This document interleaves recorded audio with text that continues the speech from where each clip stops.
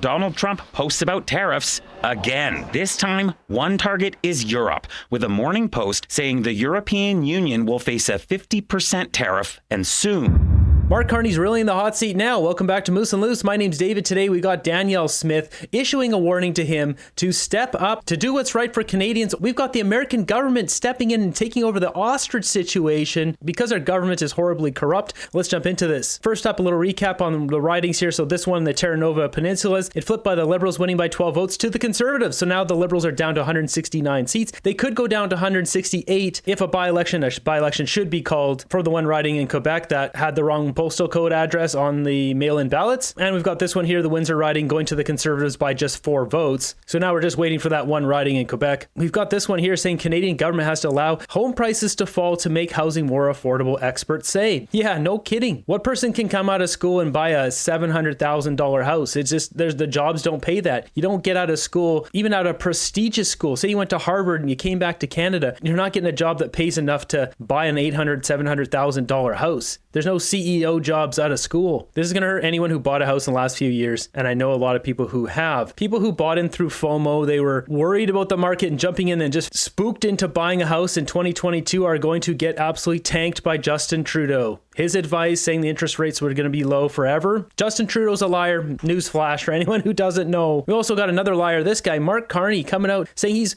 at work in Ottawa delivering the change Canadians want and deserve. He's putting on a big front here that he's doing a lot, but he's not delivering anything. And as we'll see here soon, Danielle Smith issuing a strong warning to him.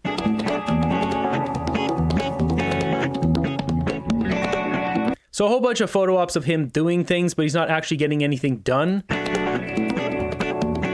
Like, that's great. You guys can take all the photos you want, all these nice videos of him sitting there and doing work. Where's the results? Canadians need results, period. And we have this one, bold action. Federal Energy Minister Tim Hodgson vows to fast track infrastructure projects. Oh, really? Are they going to be doing that when they're on vacation in the summertime? You know, when we're going through the biggest crisis in Canadian history, taking that summer break. Are you guys going to be doing it then? Or is it going to be after then, after you've had a nice vacation? It must be difficult to go back to the House of Commons for 1 month, considering they haven't been sitting for numerous months. They haven't had any real contribution in the House of Commons since about September last year. That's 7 or 8 months ago. We got this one here, Carney, who deeply cares about professionalism. In his office, staffers are expected to wear in formal dress business attire and documents are to be written using English spelling, for example. So I guess he's running a tight ship. And with King Charles coming to do the throne speech, I'm sure that'll take care of Donald Trump. No problem. That's all the elbows up we need to negotiate with Trump, right? So we got Danielle Smith coming out with this warning to Mark Carney. Danielle Smith warns Carney, stop foot dragging and kill anti-oil policies. So straight from her own account here, she says there's been a lot of promising talk from the federal government this past week. Now let's see some action. Axe oil and gas cap and net zero regs. Agree to work with Alberta on corridor to Canada's northwest coast. Includes an Alberta bitumen pipeline along with tanker ban carve out for that same oil. So she's taking this approach here. She wants to get to the west coast because she knows going across to the east would take a long time and just probably wouldn't happen because there's too many boneheads in the way to mess that up. Unfortunately, there's the biggest bonehead, David Eby, in the way in British Columbia. Albertans will be listening to hear firm commitments in the throne speech,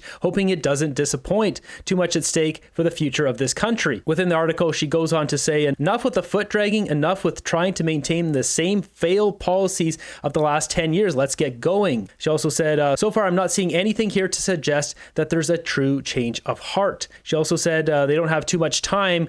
We've got about 3 to 6 month window to show they're steering the ship in a different direction. And this one, I've got a mandate to develop our economy, to exercise our constitutional rights, and I'm going to do that one way or the other. Danielle Smith not playing around here. One of the key components here is Tim Hodgson's, Mark Carney's right-hand man, Mark Carney's advisor when he was the Bank of Canada governor. Mark Carney specifically brought him in. These guys worked together at Goldman Sachs for many years, as we can see on my board here. So they worked together 1 year at the Bank of Canada, but at Goldman Sachs from 1990 to 2003. 13 years these guys have worked together. And I should note, I'm going to make this graph here public at some point, but I need to make a specific version for the public because I have some stuff on here that isn't verified yet, so I don't want that out in the public until I verify it. So what does Tim Hodgson have to say? He talks a big game, but what's he going to do here? So he's in Regina. He says the message was clear. Saskatchewan is ready to help make Canada an energy and resource superpower, and so are we. My first stop as Canada's Minister of Energy and Natural Resources is Saskatchewan,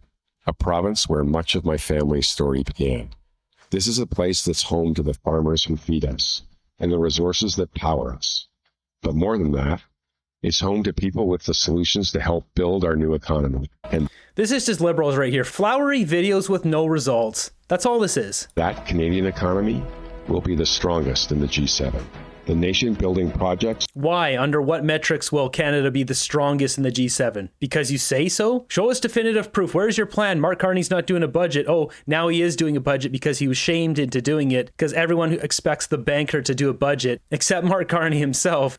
we need cannot be delivered by governments alone. That's why I'm here in Regina. Not to talk, but to listen.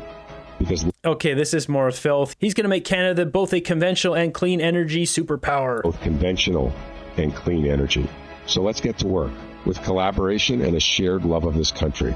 Okay. He's also got this video here as Brian Lilly saying the tone is good, the words are good. Now, will the action match what he is saying? We will build a new foundation, one that delivers the strongest, most resilient economy in the G7. We are living through what the Prime Minister calls a hinge moment in our national story. This is not a time for half measures or slow steps.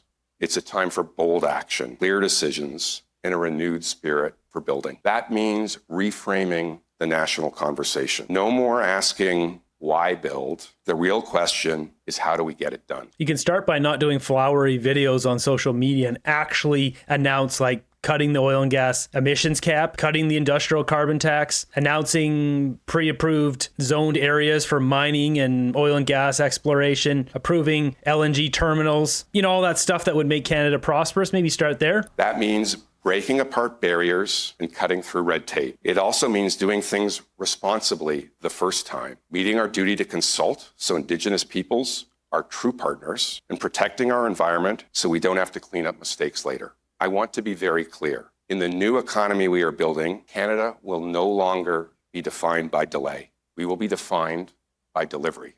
I'm going to say that again.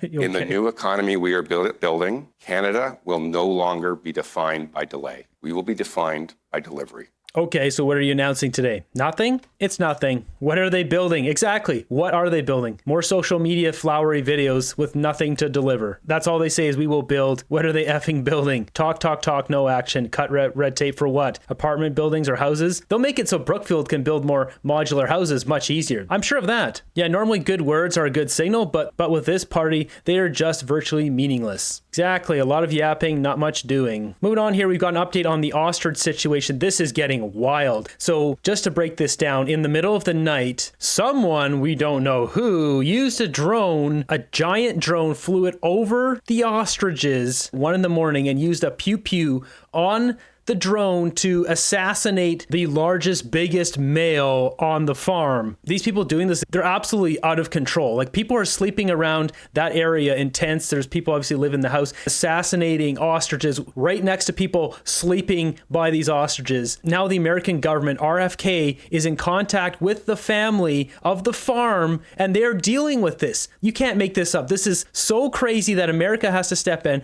Robert F. Kennedy Jr.'s office, he's in charge of the whole health department in America. Here you see the owner of the farm. It says, breaking, RFK Jr. puts pressure on Canada to stop the senseless ostrich cull and follow the science. I never thought that a few nights ago that I'd be on the phone arranging messages between Kennedy and John Catsimatidis at 3 a.m. And I was drifting in and out of sleep thinking I was dreaming. But he said that he would write a letter to our Canadian government. And we got that. So, and that it's, dear President McKinnon, thank you for taking the time to speak with us yesterday in connection with the approximately 400 ostriches at Universal Ostrich Farm in Edgewood, BC. We are very grateful for the Canadian Food Inspection Agency's willingness to consider the proposal we discussed, which is further outlined in this letter. We value our partnership with CFIA and look forward to continued collaboration on this matter and others. We are respectfully requesting CFIA to consider not culling the entire flock of ostriches at Universal Ostrich Farm. So this is wild because this is going to be breaking into American media, and it's going to humiliate the Carney government because taking out ostriches that could help humanity. I can't get into this too much, but these ostriches that have built up antibodies, they could offer offer a much cheaper natural solution if synthesized that big companies who have other solutions that are much more expensive would not want on the market. That is one of the theories going around why this is happening. I'm not saying if that is true or not. I cannot verify that, but that is one of the theories to why the government wants to wipe out these ostriches. The government says it's because of the avian flu and they're a danger when clearly they're not a danger to any other farms or to anyone. Their logic makes absolutely no sense, and we all see that. And now America has to step in to fix this crap once again in Canada. It's unfortunate we have to seek external support because our government is tyrannical and bad. Yes, that's the problem here. And people voted for this again because our population is brainwashed beyond belief. Next up, we got Trump threatening 50% tariffs on EU products now, 25% on iPhones. If it's not this, it's treaty tax, it's everything. Just Trump absolutely wreaking havoc in every market in the world at this point. Markets dropping again after Donald Trump posts about tariffs again. This time, one target is Europe, with a Morning Post saying the European Union will face a 50% tariff and soon. Right now, it's going on June 1st, and that's the way it is. No, they haven't treated us properly. They haven't treated our country properly. They banded together to take advantage of us. This comes right after U.S. and EU officials were at G7 meetings, with no public hint of more tariffs. Well, the conversation in Canada was fine. The problem is the lead up to that. That lead up? Trade negotiations on those so-called reciprocal tariffs from April, and Trump claiming talks are going nowhere. Though Poland's trade minister saying a public statement from Trump may not translate into government action. There's a term on Wall Street for this. It's called the taco trade, or Trump always chickens out. I think this threat actually came from a concern that the Europeans weren't sufficiently worried about the reciprocal tariff threat. And along with Europe, Trump telling tech giant Apple, make iPhones in the USA or they'll get tariffed by 25%. The company was already moving production to India to avoid the trade war with China. And so by trying to diversify its production base, it was hoping that it could escape more onerous tariffs. But this certainly doesn't give now Apple an exit card. It's not even clear if Donald Trump can tariff a single company, though Apple stock has dropped since his threat, as did European markets. But otherwise, Wall Street didn't drop much. Investors may be waiting to see something more than a threat or a post. I guess any day it's not Canada in the news is a good thing, but we've already got enough on our plate. And we got this one. U.S. senators try to mend fences with Canada over Trump's attacks. This was a visit to mend fences by a group of senators who said they understand how much damage has been done. It's not like we are naive about how hard this has been, especially the border states. Every single day we feel it. More than anything, we want to say to our Canadian friends, we still love you as much as we ever have. Vermont Senator Peter Welch spoke with feeling about a library right on the line between Vermont and Quebec that was long a symbol of a friendly, open border. It makes us feel better and richer when we maintain those emotional ties that we've had with Canada. But the Trump administration has barred passport-free access for Canadians. And Trump's Homeland Security Chief, Christine Noem, used the library for a publicity stunt where she jumped back and forth across the borderline, illegally entering Canada while calling the U.S. side number 1 and the Canadian side 51. This made us heartsick, okay? And that's emotional. It's personal. The bipartisan delegation included Hillary Clinton's Democratic running mate, Tim Kaine of Virginia, and North Dakota Republican Kevin Cramer, who might at least have some influence with Trump. The United States has become an adversary to the Canadian people because of the offense that so many have felt. At the same time, the real adversary for the United States and Canada, that our number one adversary, is China. But while Cramer was calling on Canada to unite with the U.S. against China, the U.S. president in Washington was issuing fresh tariff threats against allies in the European Union. I've been saying to everybody, they've treated us very badly over the years. It was formed in order to hurt the United States, in order to take advantage of the United States. Nice words are not going to mend it. I don't think anything anyone would say today would cause the PM and his ministers to say, oh, we're back to the way things were. It's all water under the bridge. That is true. There's nothing that can be said right now that can mend it. You can see all the polls articles, people in the streets, people on Facebook. You just see it everywhere. A good bulk of Canadians really dislike America now as a whole, which is sad because Americans as a whole had nothing to do with anything that's going on. It's only Donald Trump and his administration imposing ridiculous tariffs on Canada that has got us in this situation. At almost exactly the same time that these 5 senators were meeting the press today in Ottawa to mend fences, Donald Trump again mentioned that he wants Canadian-made cars out of the U.S. market, which would devastate the industry on this side of the border. Evidence suggests there was a symbolic side to this trip to Ottawa.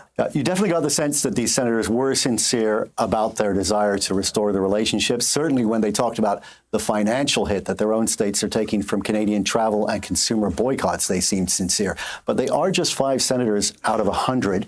And Trump's party, of course, controls both houses of Congress. And Donald Trump is still Donald Trump, as we saw today in the Oval Office. Yeah, that's not going to do anything. That trip down there, some Democrats doing their thing in Canada, it's not going to do anything. Donald Trump used the 51st state rhetoric just to use as a negotiating tactic. But unfortunately, because it blew up so big, became so toxic, a lot of Canadians loathe America. They're selling their places. They vow to never go there again. There's not a simple flick of the switch. People feel betrayed and backstabbed. I mean, even me personally, if I have to pay 60% tax because of Donald Trump, I'm going to be really pissed off. I don't know where that lands yet, especially with every other graphic designer or voice artist that works through American company or Spotify or any of these other companies. If every single one of us has to pay 50% to America first, and then we get dinged on taxes in Canada, there's not going to be a lot of Canadians left that have good feelings towards the Trump administration. Next up, we got Melanie Joly, goes on CNN. She's an absolute space cadet as usual. Look at this guy's face. He does not want to be here. He doesn't want to have anything to do with this interview. She talks in circles and empty platitudes as usual. The world is being reorganized through economic blocks.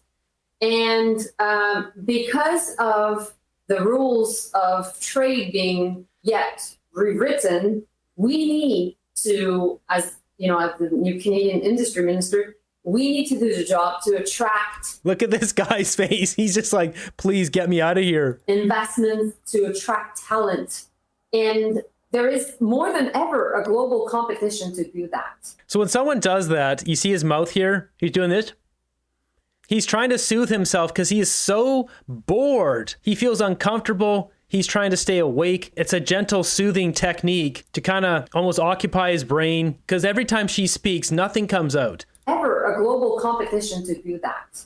Now, what is going on right now is that there's lots of uncertainty, but we will continue to face that uncertainty. And so our goal is to have these conversations with people in the business sector that are able. Look at this guy's like, please get me out of here. We're not going to play the whole thing. She says nothing. Every time she talks, nothing is coming out. She's like our own AOC. Word salad. But he's laughing on the inside. Best incomprehensible word salad I heard today.